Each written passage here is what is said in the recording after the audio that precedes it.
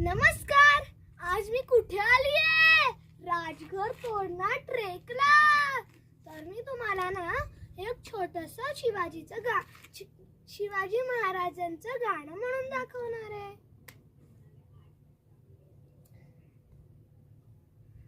शिवाजी आमचा राजा, त्याचा तो तोरण किल्ला. किल्ल्यामध्ये सात विहिरींमध्ये सात कमळे, एक एक कमळ तोडिले, भवानी मातेला अर्पण केले.